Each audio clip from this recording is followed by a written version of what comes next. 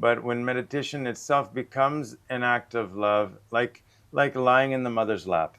When we lie in the mother's lap, is there how to do it? How should I this or that? It's a surrender. Yeah. Part of it is, why are we meditating? Why do we meditate? Right? Are we meditating to be good at meditation? Are we meditating to prove something, to prove we can do it? Or are we meditating to clean our hearts and minds? Right? So we take ourselves so seriously and think that, and have so much self-importance as human beings and as whoever we are in our life. But that keeps us from the connecting with that aliveness. There are many, many layers of the mind. We're mostly only on the surface of the mind. Yeah. And so on the surface, like the ocean, on the surface of the ocean, there are waves. But beneath the surface, there are no waves. It's just a current. And if you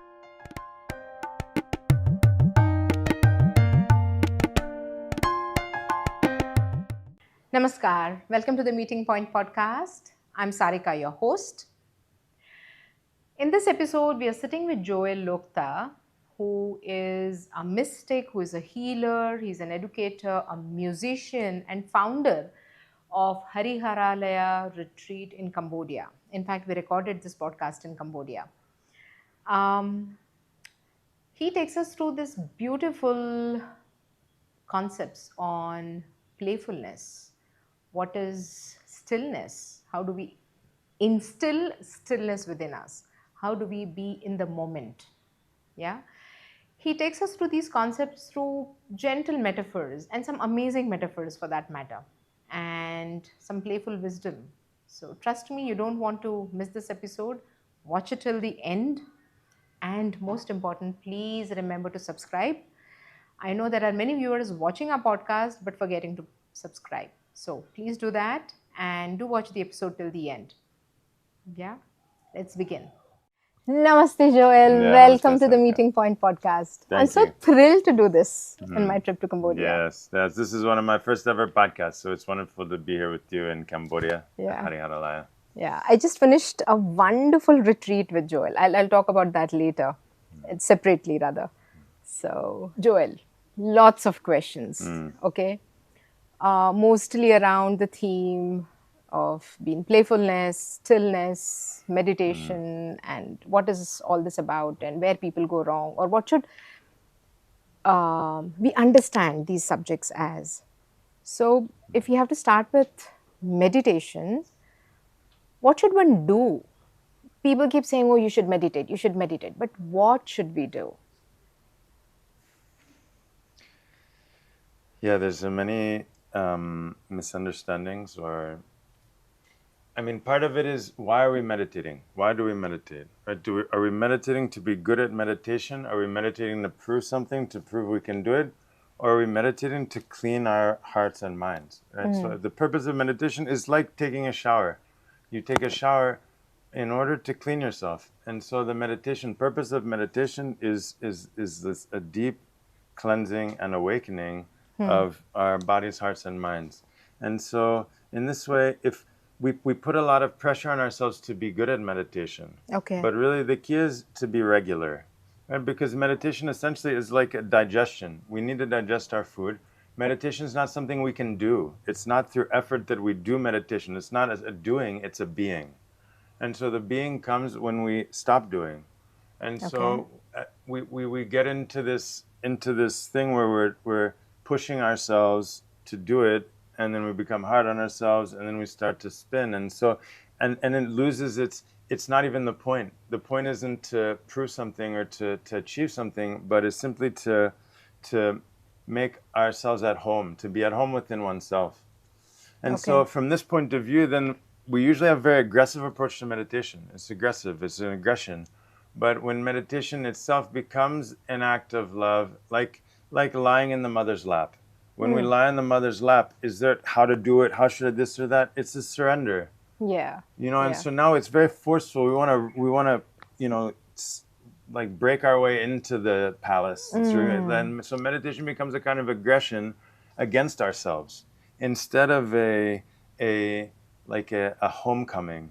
Like after a long day, you come home and you can like this. Instead it's like we hear the word meditation and it's like everybody gets tense and they sit up. Okay, meditation. It's that's why I say we don't need the word meditation. Just be still. Just be quiet for a moment. Be quiet. Otherwise, it's a thing to do. It's like, oh, now I have to meditate. And we start to become tense. And that tension itself keeps us from meditating. Like when we think, I have to go to sleep, and we skip sleep, and then people can't fall asleep. Yeah. The same, or have to go to the toilet. It's the same thing. To get into that state of meditation, a kind of surrender, a kind of a letting go. And so most of our ideas around practice and formal meditation and sitting and all of this, it's a very aggressive and rigid and strict. What's needed is a kind of a surrender, a love, and ease. Yeah. So you don't have to sit and control your mind. You can't control your mind when you're sitting there. Well, in order to, it's important to take a step back from all the daily activities and everything we're doing. All day we're continually from morning to night engaged in talking and going and doing and trying and wanting and everything all at once. And so to take a step back and not do, not move, not talk, not look, not want, not know. This is important. But it's the underlying, it's the understanding of why we're doing it and how we're doing it. We still need, whether it's sitting, we need to sit, we need to be still. The stillness itself is the foundation for all of our actions and everything that we do. So if we have no foundation in the silence and stillness, then it's just spinning out without any center. Yeah. But the stillness, that deep level of stillness and presence doesn't come through effort. The effort just creates more. It's a kind of like a I know what you're saying. catch-22. Yeah. So it's basically you just being still, not doing anything. Like to enter into that state of meditation requires preparation. We can't just jump in. And so if the preparation is done correctly, then naturally the meditation will flow. For example, that by stimulating the flow of the prana through the different nadis and channels in the system, and then by refining the breath to where the breath becomes, all the tension in the breath and in the body becomes very smooth, very subtle. Then once we get to that point, naturally we can enter into that state of that depth of stillness without tension. But if we don't do the preparation and just try to sit down and grab the mind and force ourselves, then again it becomes a kind of aggression. And that aggressive meditation, again, there's some benefit in fighting with the ego and in fighting with the mind, but it's not that we're going to win that way. No, but it's just that we then learn to surrender. By fighting with our mind, then we learn, I have to surrender. So either way, we'll get there. But the aggressive approach to meditation it's all a bunch of shoulds. I should do this. I should think that. I should feel that. I should have this. I should. It's an endless should. And meditation has nothing to do with should. Yeah, just be. It's just being. And it's not even me that's being. That's the thing. They say there's two types of meditation. Meditation with the meditator and meditation without the meditator. And so in meditation, there's no meditator. Right? If there's an I am meditating, then that's incorrect because the I can't meditate. The nature of the I is running, jumping, this and this and that. So the meditation without the I, then the stillness without the I, not I am being still. Not, the I disappears, and then naturally what remains is meditation. But we can't say I am meditating. It's not like, oh, someone's sitting there, they're meditating. We don't know. It's not about the posture. It's that state. It's to be in that state of oneness, of wholeness, of connection. And so really what we think of as meditation is simply the training to allow us to live from that state. The point is that we establish that state of connection as in our daily life. And so the meditation is not the meditation, what we see. It's really a process of coming home. Yeah, it's very tricky. To untangle this is very tricky. Very tricky. It's very tricky. Till you start doing it, till you start experiencing it. Yeah, you have to live it. That's why the recommendation is you take time every day, like you eat food every day. Say 8 a.m., you 7 a.m., 8 a.m., you eat your breakfast every day.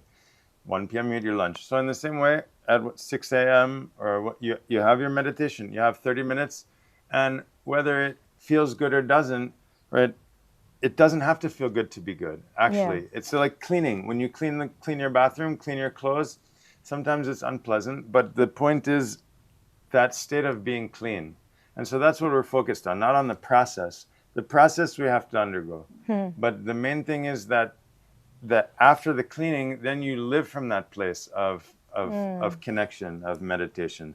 So it's really about all the practice, all of yoga is about how we live that in the daily life. Right. So, Joel, where is the meditation happening? Is it happening in your heart? Is it happening in your mind? Or it's nowhere, you're just being? Well, we have the gross body, subtle body, causal body. Right. So the highest level is in the causal body. And the causal body is direct transmission. This is the such state of very subtle vibration, which is behind the heart. What Ramana would call the heart, the spiritual heart, is essentially the portal into the causal body. There are different connection points. But most of the time we're in the most people in the gross body, sometimes in the subtle body. This is where we have visions and have these different experiences and different astral travel and different things coming. So the meditation is taking place in all three bodies. The cleansing, it's like filtering. You have dirty water and you put a 7-stage filter. There are different stages, and as it passes through, then it becomes pure. Right. In the same way, the fire of meditation is purifying the gross body, subtle body, and then it allows us to enter into that most subtle causal body, which is where we get where we have a direct download transmission from the Paramatma, from the spirit. But the key is the spine. For sure, we have to. I mean, if we're going to explore the geometry of the body and all of this, then the spine is the core channel from the base of the spine to the top of the head. And they say this is the journey, the journey from the Muladhara up to Sahasrara and beyond. And so in the spine there are many different channels. Many subtle. You have the Vajranari, Chitranari, Brahmanari, all of these, and then this is still in the subtle body, and then through here we enter into these more and more subtle states. And so for sure we want a healthy life, we have to cultivate our spine. And that's through the yogasana, essentially, is working with the spine, pranayama, working with the spine. And then through the meditation, then we're able to, once we've opened the channel clean, then we're able to journey and receive the different gifts and unlock the different treasures that are within us. Yeah. So if we have to talk from a layman's perspective, Joel, when they start sitting in meditation, when they try to sit and do nothing, the mind is racing all over. Yeah. There's no stillness as such. So how do they inculcate? They just sit with that and slowly quieten with practice? Well, recommendation is before sitting for meditation to do at least 10-15 minutes of asana. And the asana itself is a kind of meditation, more active meditation, where we're still focused on the breath, on the spine. We're slowing down. It's like layer by layer. Then from before the meditation, we have pranayama. Pranayama is even more subtle. It's filtering, cleaning. Then maybe we're chanting some mantra. The mantra is entering into the body, also doing the cleaning. And so by the time we ring the gong for meditation, already we should be in the different state, different brainwave state, different breath state, the mind is already different. And then what's needed, there are different anchors, different ways to enter, right? Some people focus on the breathing, some people one-pointed focus at the heart, at the third eye point, some people visualizing objects. There are different techniques or ways to get into that state, and each person has to find, work with their own tendencies and patterns how to get into that state. But essentially it's a state of deep relaxation and deep concentration. So we're totally at ease, but totally focused. Not like just like crashed out, but not hyper tense and stressed and tense. It's that perfect combination of relaxation and focus. And so that can be cultivated over time. The same like a sports player cultivates their sport, then we just cultivate how, and it's really a way of breathing. Essentially the breath, the key is the breath, the spine and the breath. If we can master the breath, then very easy to enter into these more subtle states of consciousness. Really, where there are Mm. many, many layers of the mind. We're mostly only on the surface of the mind. Yeah. And so on the surface, like the ocean, on the surface of the ocean, there are waves. But beneath the surface, there are no waves. It's just a current. And if you go even deeper, then there's no movement. So the same way, we just have to shift from the surface of the mind to the deeper layer of the mind.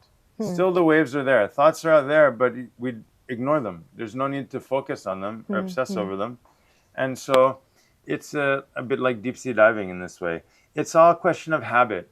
We have the habit and attachment to this stimulation, and nowadays with the cell phone and the way of life, we get very much stuck in these patterns and addicted to these patterns biochemically and at every level. And so meditation is a recalibration, a retuning, but that's happening automatically. It's not through our own effort. Right? The same way our body, if you have a cut, your body heals it automatically. When you eat food, your body digests automatically. So when we stop putting pressure on our system through seeing and going and doing and trying, then automatically there's a reorganization, a lightening, a purification that's going on. So that's going on beneath the surface. Whether it feels good or not, whether it seems like, whether we're thinking or not, beneath the surface of all that, the meditation is working.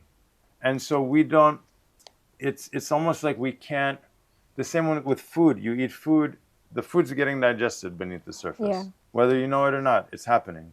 And the same way, we have to trust that there's a digestion and integration. And that's why regular practice is so important.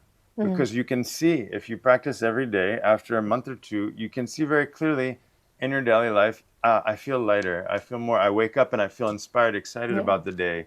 I'm making better decisions. I'm taking care of myself. These are the signs that the practice is working. That was my next question. Yeah. So this is how you can figure out. It's not about, it's about how we are in our daily life. The practice is to inspire us in our daily life. And so when we feel more creative, more alive, we have more energy, these are signs that the practice is working. It's not, it doesn't need to be, we don't need to be like the yogis sitting in caves for 10 hours a day like this. That's not the point. No, once we establish that connection with the source, with the soul, then we're nourished, that nourishment flows into us throughout the whole life. That connection. And so we just maintain it. We maintain that connection a little bit every day in order to, it's like eating. We eat a little every day, you drink a little every day. Then this is drinking from that cosmic energy, from the pure love that's in the soul, that's in the prana, and so it's not an achievement in itself. This is the thing. Everyone wants to make yoga a goal in itself. The goal is this is the misunderstanding. The purpose of yoga is not yoga. The purpose of meditation is not meditation. It's to live a real life, to be a person, authentic, to be engaged and alive. And so if we take it from this point of view, we don't need to obsess so much over the minute details. If we make the commitment, like you want to grow a garden, you have to prepare the soil, then you put the seeds, you have to wait. You have to wait and you can't just, and if you keep changing everything, then it will never grow.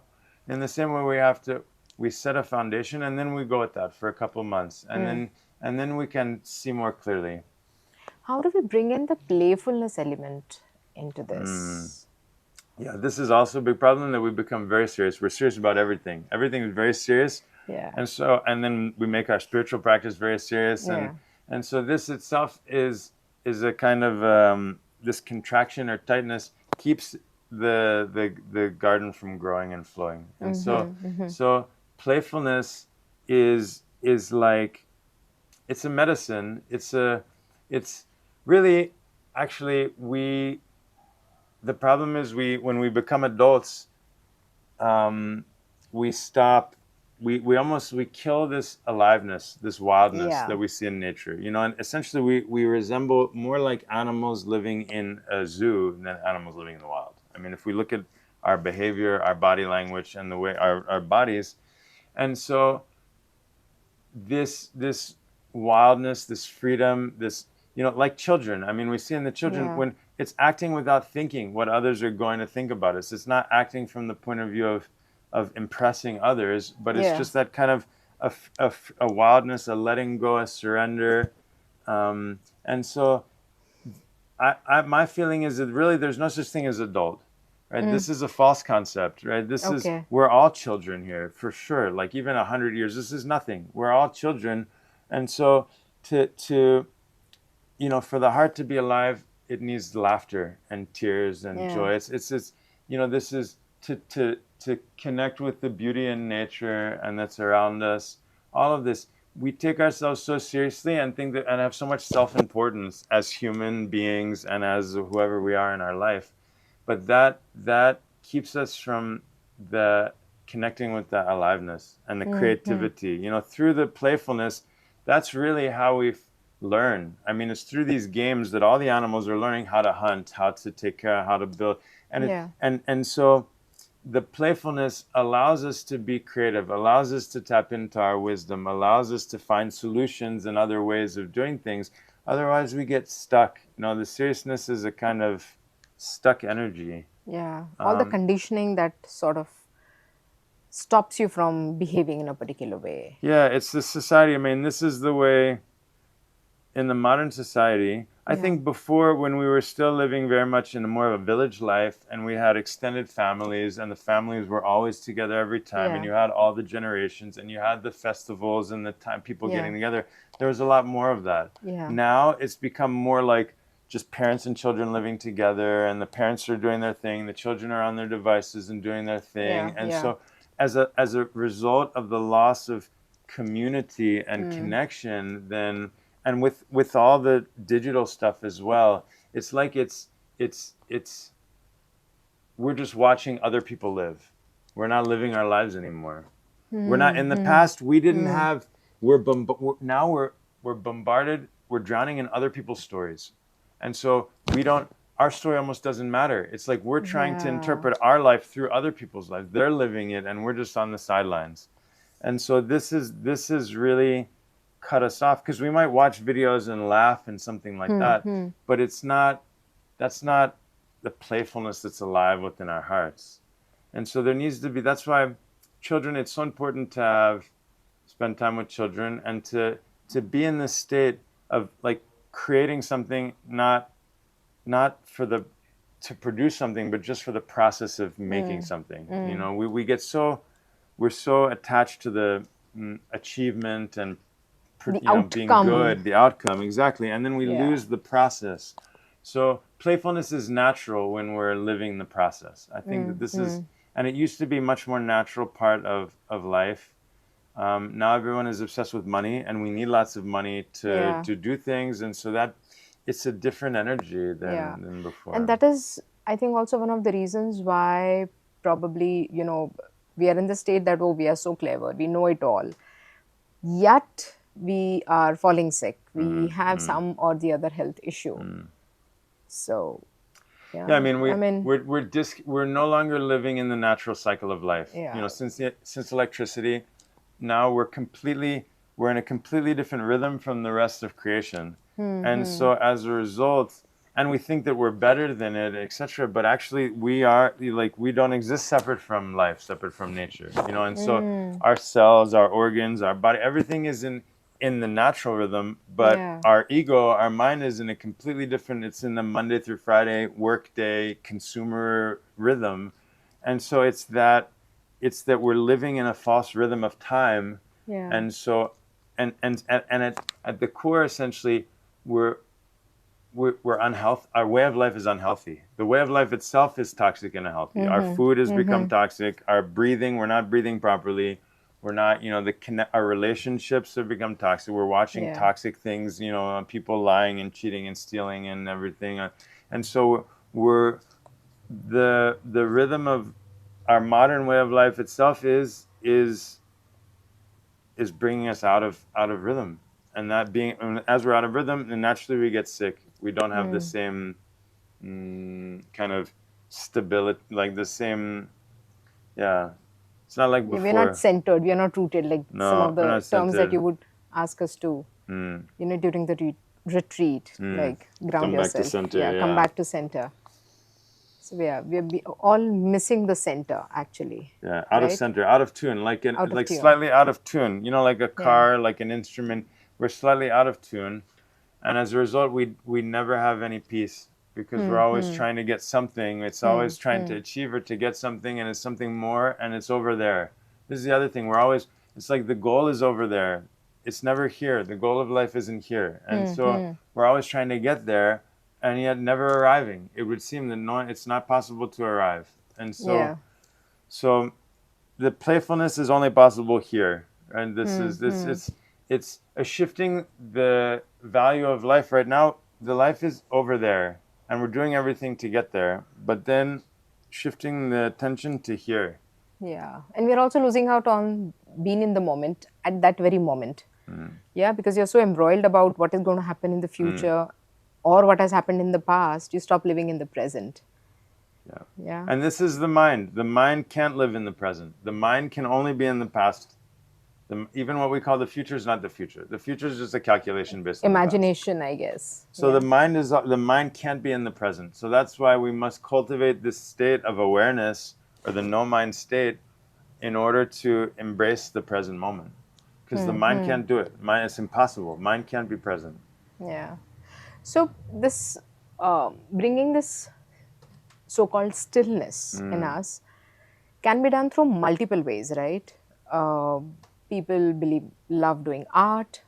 People love playing a sport or listening to music, dancing. Or does it always have to be like you need to sit and try to be still? Well, so one thing is when people are focused on doing some activity, you feel good. Yeah. And so people they're running, they feel like, oh, I feel like I'm meditating when I'm running, or playing music. It's because they're focused on one thing. Normally our mind is going in 100 directions. Yeah. Yeah.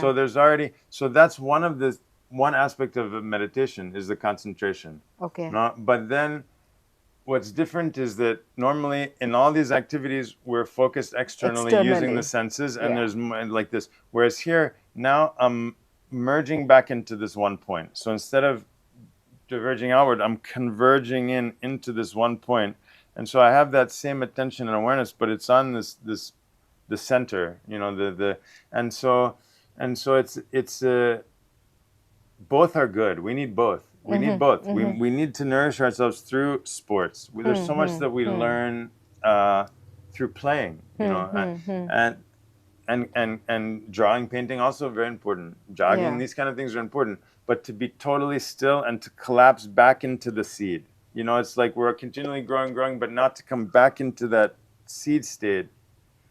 Then there's a certain nourishment that we can get through external action, external activities. So is there anything, Joel, that says, okay, sit for 10 minutes, sit for 15 minutes, or you just sit for... Well, at first, it's useful. My recommendation with people when starting the practice is use a timer. Use a timer. Use a timer for your asana as well. You do the asana, you hold, you put the timer 2 minutes, 1 minute, 1.5 minutes, because otherwise in our mind we're always like, how long? Oh my God. And we get caught in our minds unnecessarily. Yeah. If we put the timer, then you no longer have to take the accountability on yourself. You know the time is 90 seconds is 90 seconds. So same with the meditation. You know your schedule. It's important to regular practice. Same, you want to learn a foreign language, you have to practice every day. You want to learn a musical instrument, you have to practice. So you can do 10 minutes. So you put 10 minutes on the timer and you do. Ideally, you just have vibrate, so it's not disturbance. Then after 10 minutes it vibrates, okay, you go and do your thing, or you stop and you can continue. Right? And so, but you get at least 10 minutes every day. Then once 10 becomes easy, you increase 11 minutes or 12, 13, 14, 15. But no matter what, you're going to have your 10 minutes or you're going to have your 20 minutes or however you do it. And it's so much more important, the sincerity and the regularity than the length of time. It's not like everybody's in these it's superlatives, like your longest meditation or your best meditation, this or that. It's not important. We're playing the long game. No. It's not about that. It's not a peak experience even that we're seeking out. It's that when your clothes are clean and you put them on, you feel good. When your sheets are clean, you get into your bed, you feel good. In the same way, if we clean our bodies, hearts, and minds every day, then we just, it feels good to be, we want to feel that, to be at home in ourselves. And so it's from that point of view that we do the practice. So there's no secret as such. You just start Well, the at some secret point. is regular practice. It has to become a habit. Yeah, Whatever we yeah. do in life is a habit. We have the habit of being distracted and of rushing and being, and so we have to establish the habit of being present. So a secret is regular daily practice, and if possible, to go and meditate in front of the Mahatmas. I mean, to sit in the presence of a Mahatma, or to go to these holy places like Tiruvannamalai, Tirumala. When you go to these kinds of places, these power places, or you go to the forest, meditate by the lake or under a waterfall or by the tree. I mean, this is what the yogis, rishis have said from the beginning. They're places that will enhance and will help us to get into that state. Right. And so if we're in the presence of a Mahatma who is in this pure state of consciousness, then it's like a lifting us into that state by being in their presence, and it can help our practice. For some people, they find it helpful to be in groups. Other people find much easier alone. I prefer meditating alone than meditating in a group.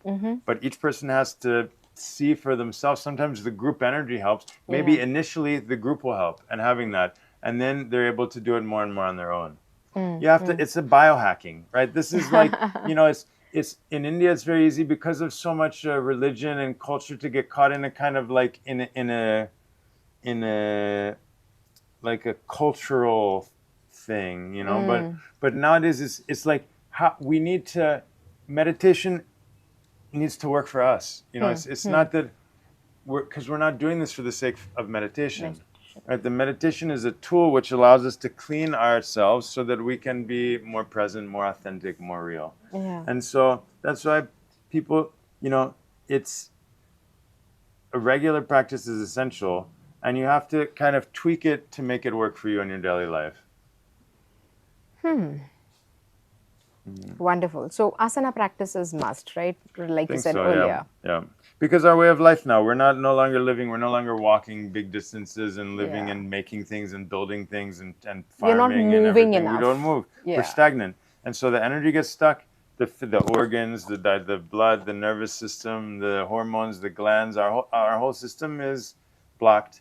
And so the asana itself, but the asana is not, again, for the purpose of doing complicated acrobatics, or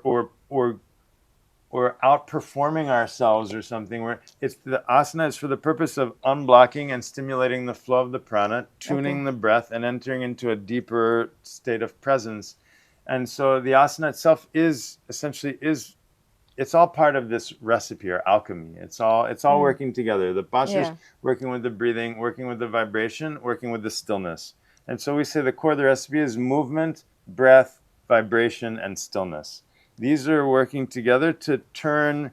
It's like we turn the food waste into compost, right? We're turning all of this energy into power, into life force. Otherwise it becomes like a heaviness, death. It becomes all like if we don't digest the food, we become very stuck. Yeah. So these practices, it's not about the practice, it's about the way of life. Yeah, it's the way of life. It's wonderful. Thank you so much, Joel. Thank you so much for your time, your precious time. Yeah, no, it's super. It's so wonderful to have a space here. I've been here 15 years in Cambodia, and to be able to maintain a space for people to really explore what it means to be present and to be alive, to take the teachings in an authentic way and to use them, and to give people tools to take it with them in their home. Really, we don't need a yoga class. We don't need to go to the yoga class. We can learn, like we learn to brush our teeth, we learn to wash our clothes, we can learn to clean our body, hearts, and minds. And then it becomes addictive. Like the same way, once you feel that openness and aliveness, you become addicted to that. Yeah. It's a beautiful heaven that you've created here. This is the grace of the yogis and the rishis who have inspired me my whole life. Really, the last 25 years, it's only been at the feet of the sages. Yeah. And here in Cambodia, they left these beautiful gifts for us. I don't Yeah. even know. It's still, I've been here 15 years, and it's still somehow a hidden treasure that's being discovered. But the temples, Angkor Wat, and these temples are powerful yantras Yeah. at a huge scale. And the rishis were here really doing intense puja and prayers for the whole of mankind. And so we're fortunate to be here in Cambodia, where they still have they maintain a connection with that Sanatana Dharma, and for sure you can feel the Akhanda Bharat. You can feel that this is part of this spirit. Spirit, yeah. Wonderful. So, Thank you so much, yeah, Joel. thank you, Thank Sarika. you. Yeah, Thank you. wonderful to talk. Thank you. Thank you for joining us in this gentle exploration. And I hope Joel's words keep reminding you to pause, to be playful, and come home to yourself. Yeah. Till then, stay kind, stay curious, and keep watching our podcast. Thank you.